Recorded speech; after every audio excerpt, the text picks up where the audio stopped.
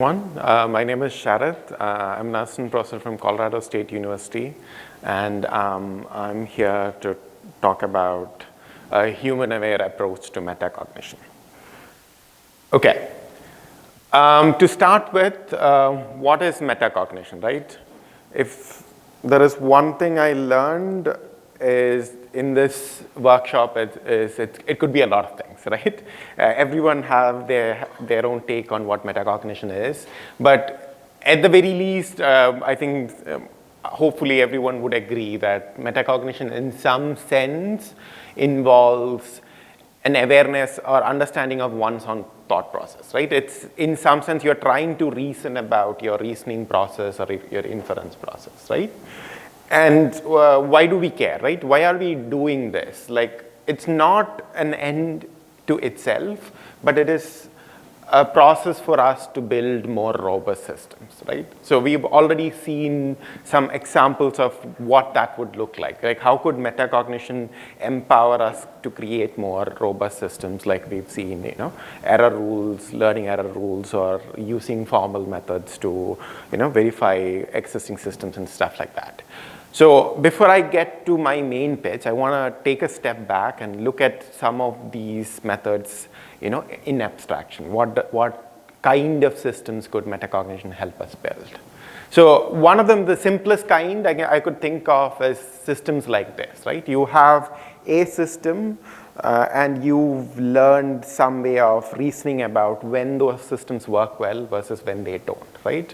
And this could be in some sense used to figure out what are good scenarios where a given system could be employed versus not, right? And one could use this as a starting point and build more complex systems where the whole system is composed of different systems, right?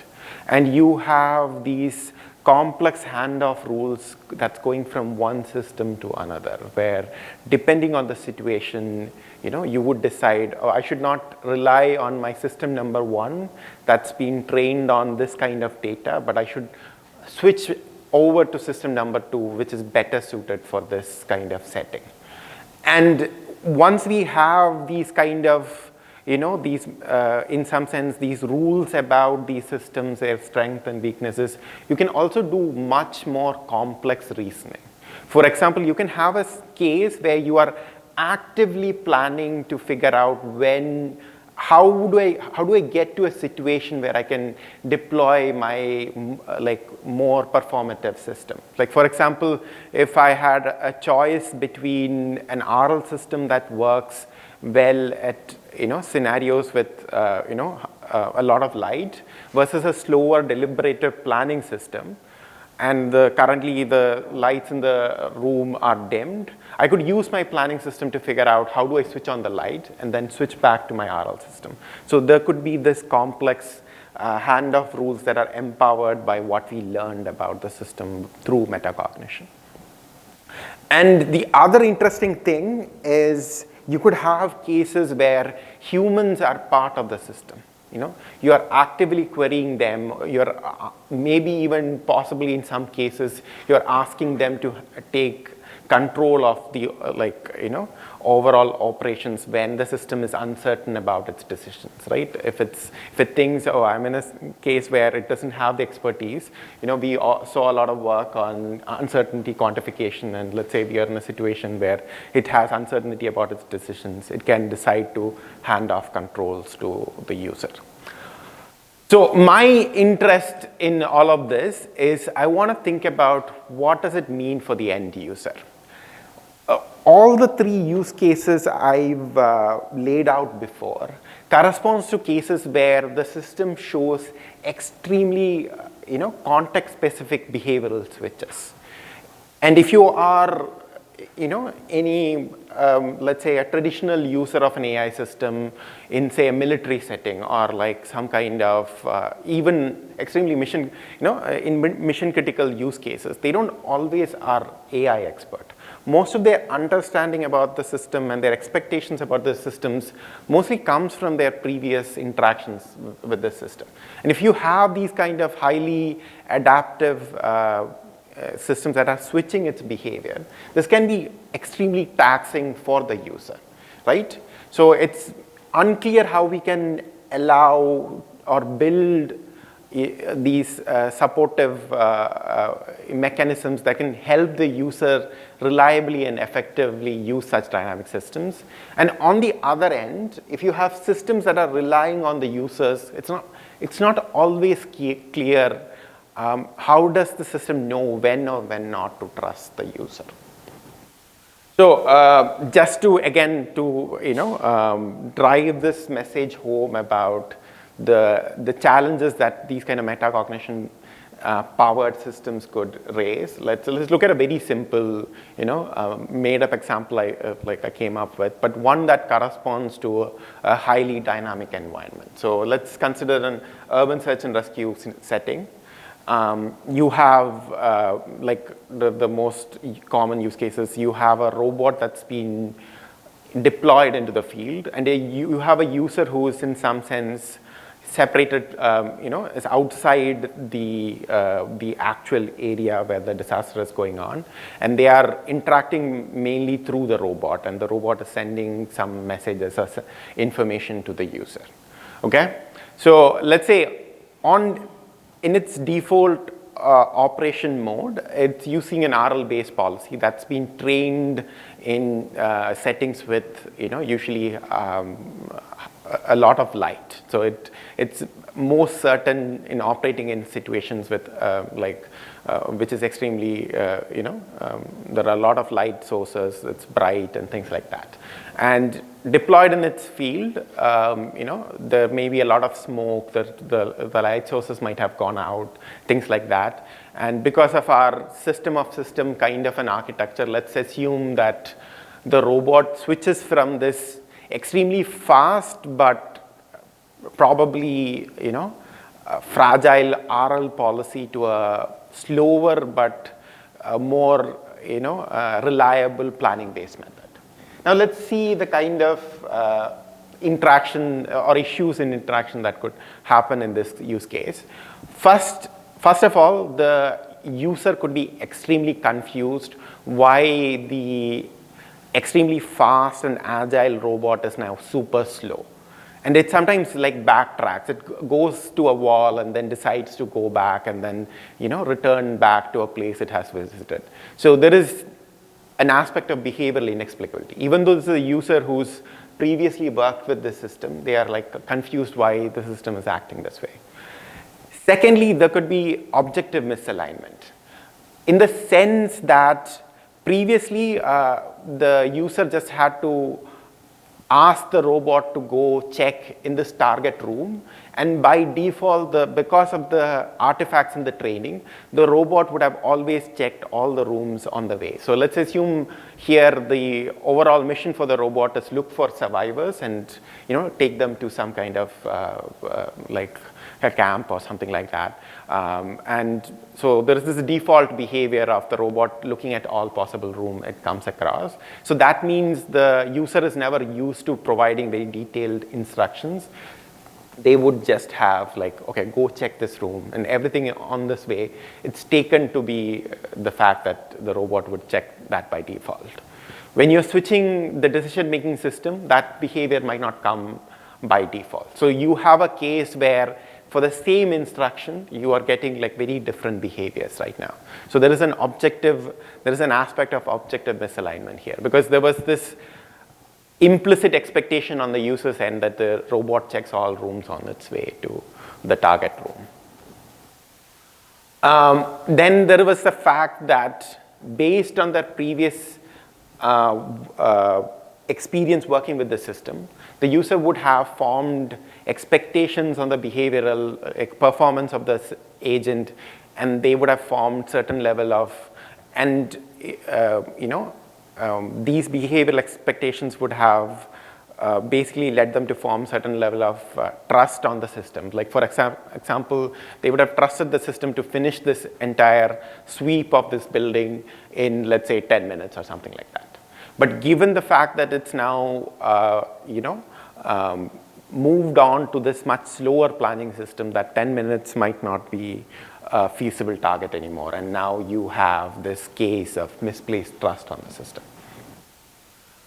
On the systems end, maybe there are cases where the robot might want the user to take over, or maybe teleoperate the robot at certain sections in its operation, and it's not completely sure whether the current user who's working with the robot has the level of expertise to do that, or if they have the situational awareness to make these kind of calls. Because, like I said, the user is outside the actual the field where the disaster has happened, and they don't have full visibility to what's going on. So it might also be unclear if the user knows enough about the environment to make the right decision, even if they knew how to teleoperate the robot. So the system itself might have an inaccurate model of the user. So what's missing, right?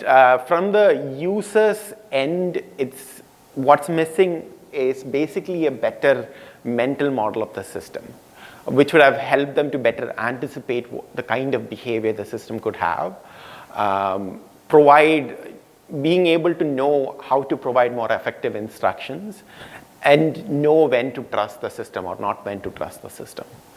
From the system's end, it needs to help build these better mental models and also track the current estimates of the user's model, and ensure that the user has the required situational awareness to correctly assess the system's behavior, and also be able to assess the capabilities and expertise of each user who's interacting with the system.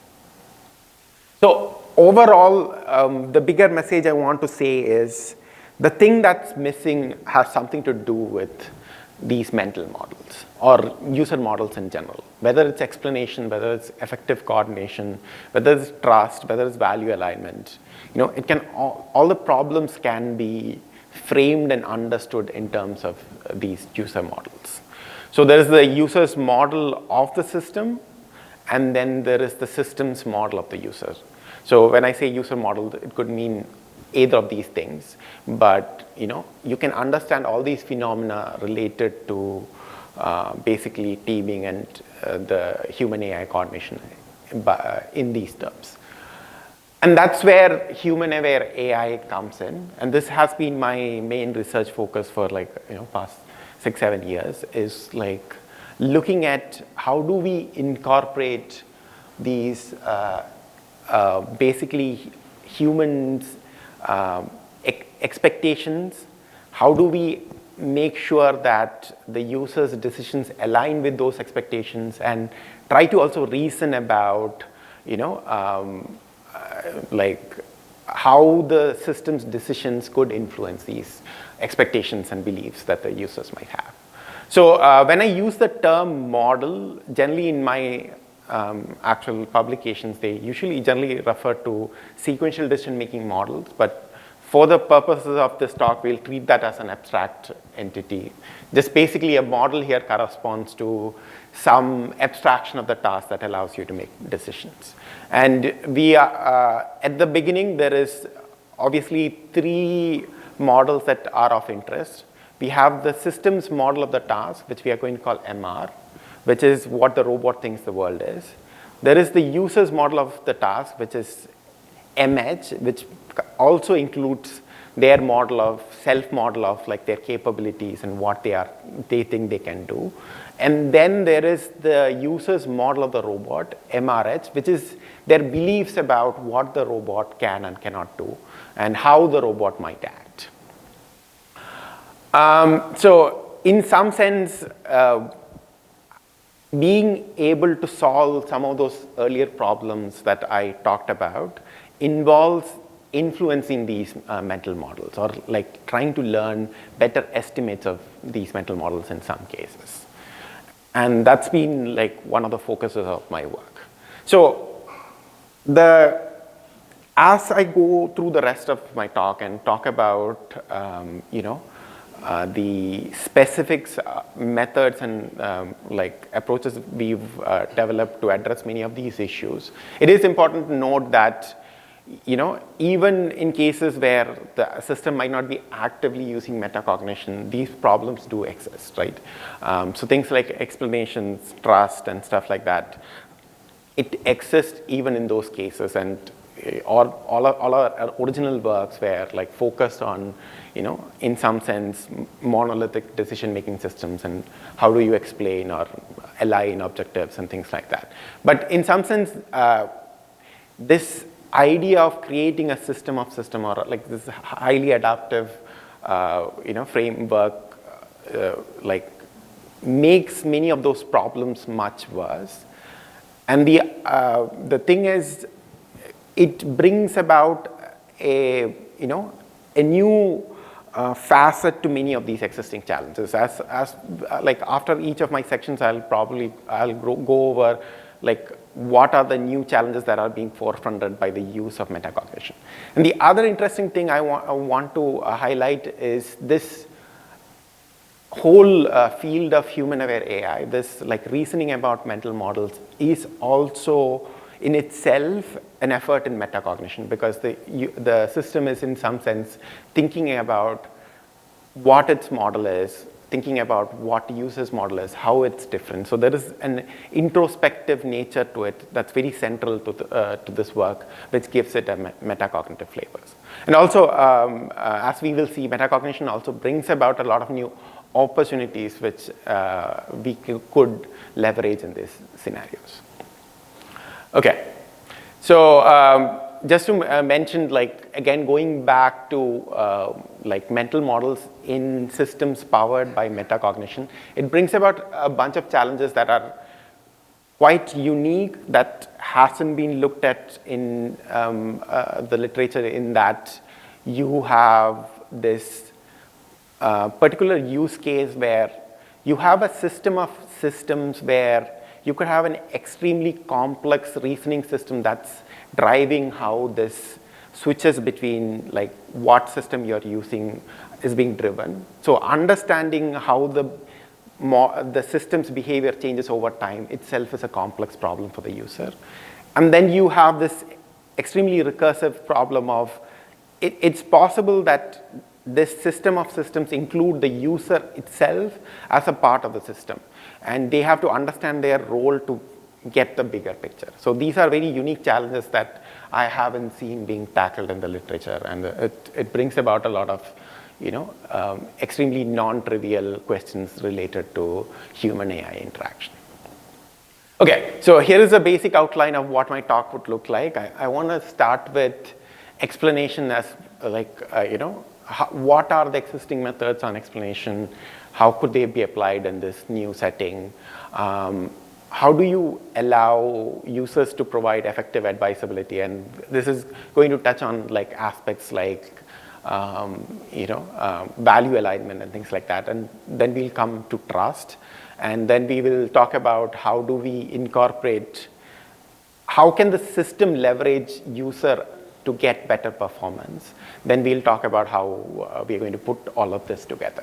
So that's going to be basically the overview of my talk. So this, to start with, this is kind of what the basic human-aware AI setting looks like. So we tend to focus on like extremely simple dyadic interactions, because it's like one of the most basic interaction settings we can look at. We have a setting where you have an agent who's the actor, who has a model of the world, and then who's like the system is using its model to come up with what the right decision is. You have a user who has their own model of what the system could do, and they are using that model to come up with expectations on how the system would act. Okay? So there is a system that is using its model to come up with its decision, and then the user who's supervising or observing the system, who has their belief about what the system is capable of doing, and they are forming this expectation. And one of the most fundamental questions we can ask here, and as something as we will see forms the basis of explanation, value alignment, and trust, is what happens when these expectations the user has is different from what the agent thinks is the right course of action. And this underlies a lot of the fundamental problems in human-AI interaction. Okay, and as I mentioned already, this already involves a certain level of metacognition because there is a level of self-reflexivity that's going on here, where it's thinking about its decision-making processes as opposed to humans' decision-making process. So the first question we will ask is, how do we understand explainability in this context? So the most easiest way to think about explainability is, look, what I expected the system would do is very different from what the system would do. So I need an explanation here. So that's what is giving rise to this problem of explainability, right? The reason why the user is asking for an explanation is because there is the mismatch between expectation and the system behavior. And basically, explanation now boils down to a process of resolving this mismatch. The system is trying to convince the user that, okay, this course of action it is taking about is the right one, or at least from its point of view, it's the right course of action to take. So one of the ways we've tried to break down this larger problem of explanation and consecutively other factors in human-AI interaction is by breaking it down into this basic dimension of asymmetry between the human and the robot. The first source of possible confusion that the human could have is difference in knowledge. That is, what the human knows could be very different from what the robot knows, and that could be a source of confusion here. Then there is the difference in inferential capabilities. The fact that even if the system and the robot has access to the same set of knowledge, the kind of inferences it could make could be extremely different. So this is what I refer to as the asymmetry in inferential capabilities. And finally, there is the difference in vocabulary, like how the human makes sense of the world could be very different from how the system looks at the world. So in some sense, if you need to give effective explanation, it has to, in a way, translate its understanding of the world into terms that the human can understand. So there is this translational process that it has to go through for giving effective explanation. So I'm going to slightly, go through some of the actual methods being used a bit fast because we don't have too many times to cover all the things I wanted to cover. But in general, we have methods meant to address each of these these asymmetries so that it can give effective explanation. Like I said, the goal of explanation here is in some sense allow the user to understand why the system, or allow the user to understand why this decision being chosen by the robot is the right course of action for the given setting. So in case of knowledge asymmetry, that means giving information that the human might not have had previously. So this always has to be with respect to what the user currently knows. So it needs to have some sense of what the current beliefs of the user is and how to update that. So we've looked at different flavors of how to give this explanation. When you have access to the user's knowledge, when you have access to a set of possible users' knowledge, when you don't have access to what the user knows at all. We've looked at different methods of giving this explanation in these different settings. Then there is the question of difference in inferential capabilities. This is the case where even if the system and the user has access to the same information, that is, the models are in some sense the same. They have the same informational content. They would have come up with different decisions, just owing to the fact that they have different inferential mechanisms. So they might not agree with that the same thing, the same decision is the right course of action.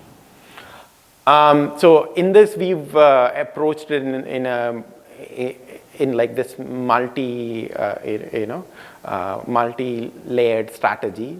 One of the first things we do is we try to take the overall problem and try to reduce it to the simplest way we can represent the problem so that the question being asked by the user is still relevant. So we are specifically looking at here what's a setting called as contrastive explanation, where the user is asking specific questions of why did the system not do this, or why are you doing this as opposed to this. So to support these kind of contrastive explanation, we start out by taking the overall problem and finding the most minimal abstraction where that question can still be meaningfully be answered. So we looked at like specific techniques like syntactic projection and problem decomposition and stuff like that to still find the simplest version of the problem where that question can still be answered. So this is again looking at like different abstractions of the same problem and trying to figure out how to answer them. And we also looked at this idea of using explanatory witnesses or these sample information about these counterfactual plans that the system could have deployed and how it would have failed and things like that to again allow the user to better understand the decision-making process without expecting them to be like optimal decision makers and things like that. So coming back to the third dimension, there is the question of the vocabulary mismatch. Like I was saying earlier, like people think about the world in terms of like objects, relationship between objects, and like very extremely symbolic terms, right? But the system, like especially if you're using like a neural network-based system, they are looking at the world, or at least that used to be the case in like high-dimensional spaces, and it's not very clear how do you, like even though there are things like TSNE and stuff like that, it's not very easy for people to make sense of the embedding space or like what a vector means, right? So in some sense here, what we've tried to do is we've taken the systems model, which is inscrutable and unknown to the user, and try to create this post hoc symbolic representation for the underlying model, which can then be, in some sense, basically shown to the user, and explanations can be provided in those terms. So this again forms a form of metacognition because the system is trying to look inwards and try to find an approximate symbolic representation. It doesn't have to be a complete representation. It's an approximate symbolic representation, and then use that for its explanatory purposes. So here we have the exact process on how to do it. I'll probably skip that and come to the question of, what does it mean when we move from an individual system to a system of systems, right? Obviously the complexity is higher, but the other interesting part is, even though it's a system of systems, we can still apply the idea of abstraction here, in that based on the current situation or the current role of the user, not all of this complex system is relevant to that user. We can still create a meaningful, simpler abstraction of this overall composite system, and then provide that or use that as the basis for generating any explanation. So you can in some sense create a post hoc symbolic model around that simplified abstraction and then use that to provide explanations. And here you can also use like the previous interactions the user has had to form some kind of estimate on what the user's belief about the system could have been. Okay, now coming from the explanation part, the other aspect of this human AI interaction is the ability to provide effective instructions. In some sense, this involves two challenges. One is figuring out where the human is coming from when they had, when they were giving a specific instruction. As probably most of the people in DoD know, there is the famous thing about you have to try to satisfy the commander's intent, right? So what the instruction is as interpreted by the system might not really reflect what the true commander's intent was. And we want in some ways to basically reconstruct what the true intent was and try to satisfy that, right? And then there's a question of how do we make sure that the user has the correct understanding of the task or the system model so they can give effective instructions. So these are the two big challenges we have when it comes to creating systems that are advisable. So this, in some sense, connects to this bigger problem called value alignment that has been talked about in AI as being very central to safety and other important problems. So this is slightly different from value alignment as usually talked about in LLM literature, where it's more about aligning creating systems that are not generating behavior that's questionable and things like that. The sense I'm using the word value alignment is closer to how it was used in the original paper from Hadfield, Mennel, and Stuart Russell, in the sense of you are trying to make sure that whatever behavior that the system creates is going to satisfy the underlying objective or intent the user had, right? So that's the sense in which I'm using this word of value alignment. And one of the things we noticed when we were looking through the current value alignment literature was it was missing, a key component it was missing was, why is this misalignment there in the first place? Why do even though the user had certain expectations about how the system would act, and they gave an instruction or objective specification with those expectations in place, and the system is failing to keep up with it or satisfy those expectations, right? So why is this misalignment there in first place? And the answer, unsurprisingly for you who've heard my previous thing, came down to, again, this differences in mental model and how the user and the system would use these different models. So again, when the user is coming up with an instruction for an agent, they are deriving that instruction based on their prior beliefs about the system. So they have some probably incorrect understanding of what the system is capable of, how the system would act, and then they are using that understanding to figure out what the specification should be. So this is one of the underlying causes here. And we looked at, for that, coming back to the three dimensions of asymmetry: task knowledge, inferential capability, and vocabulary. We looked at how that could affect the, this instruction specification process on the user's end, right? How does having an incorrect belief about the system's model result in poor instructions, or how does their limited inferential capability cause them to overlook certain system behavior and things like that?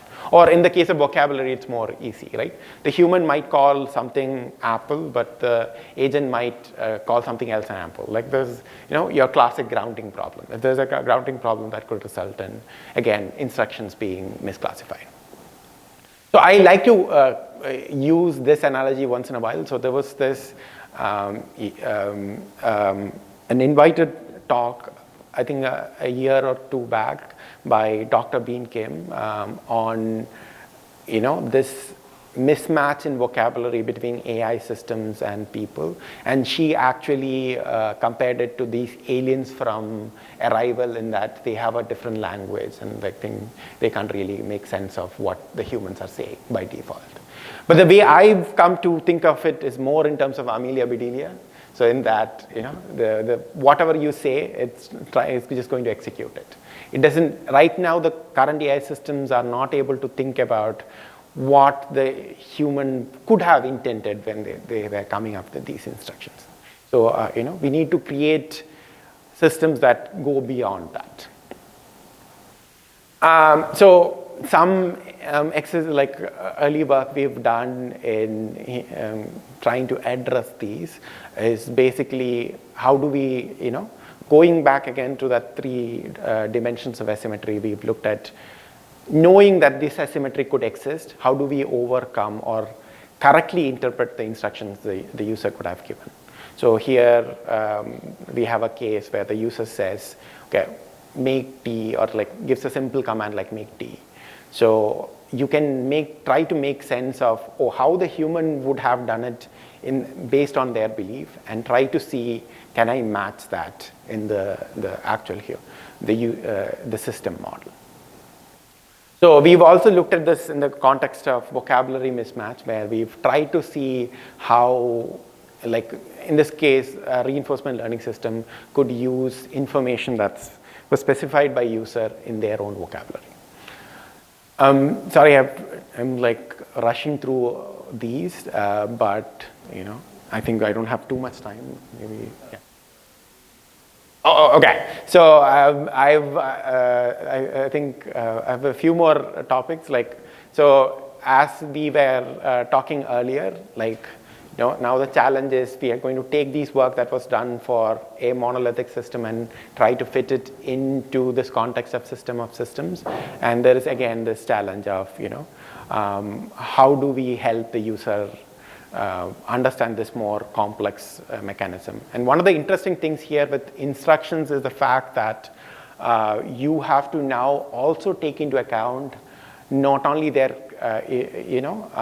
how the specific instructions that are given by the user could end up result in the AI system relying on some other novel system that the user never has seen before, and that could lead to completely unexpected results and things like that.